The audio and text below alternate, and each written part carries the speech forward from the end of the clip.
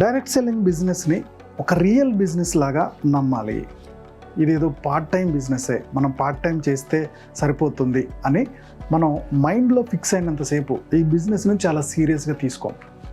ఎవరైతే సక్సెస్ అయిన లీడర్స్ ఉన్నారో వాళ్ళు ఈ బిజినెస్ని చాలా సీరియస్గా, ఇందులో డబ్బు ఉంది, ఈ బిజినెస్ మోడల్ కరెక్టే, నేను దీంట్లో ఖచ్చితంగా సక్సెస్ అవుతా అని ఎప్పుడైతే ఫిక్స్ అవుతారో మైండ్ ఓపెన్ అవుతుంది.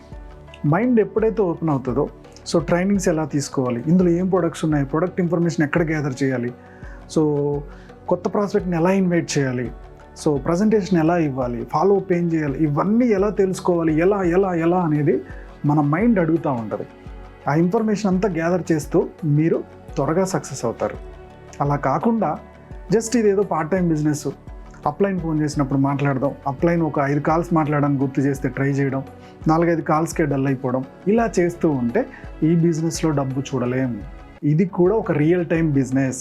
మీరు ఫ్రాంచైజ్ మెడికల్ షాప్ పెడుతునో, ఒక స్కూల్ పెడితేనో, లేకపోతే ఒక రెస్టారెంట్ స్టార్ట్ చేస్తానో మీరు ఎంత ఎఫర్ట్స్ పెడతారో సేమ్ అలానే ఈ బిజినెస్లో కూడా అంత ఎఫర్ట్స్ పెడితే ఈ బిజినెస్లో సక్సెస్ చూడగలుగుతాం. రమేష్ అని ఒక person direct selling business start చేశాడు. ఒక 6 months ఈ బిజినెస్ని ట్రై చేశాడు. ట్రై చేసిన తర్వాత ఇది బిజినెస్ అందరికి సెట్ కాదు, అసలు నాకు సెట్ కాదులే అని డ్రాప్ అయిపోయాడు. సేమ్ అలానే ప్రియా అని ఒక అమ్మాయి ఈ బిజినెస్ స్టార్ట్ చేసింది. సో స్టార్ట్ చేసినప్పుడు ఈ బిజినెస్లో డబ్బు ఉంది అని తను గట్టిగా నమ్మేసింది. సో దానికి ఏం చేయాలి, నా ప్రొడక్ట్స్ గురించి ఎక్కువ నాలెడ్జ్ తెలుసుకోవాలి అనుకుంది. సో ప్రొడక్ట్ గురించి ఈచ్ పాయింట్ నేర్చుకుంటూ వచ్చింది.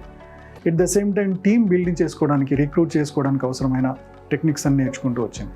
ఇలా కంటిన్యూగా ఒక 1 year నేర్చుకొని దాన్ని ఇంప్లిమెంట్ చేసి వితిన్ 2 yearsలో ఈ బిజినెస్లో సక్సెస్ అయింది.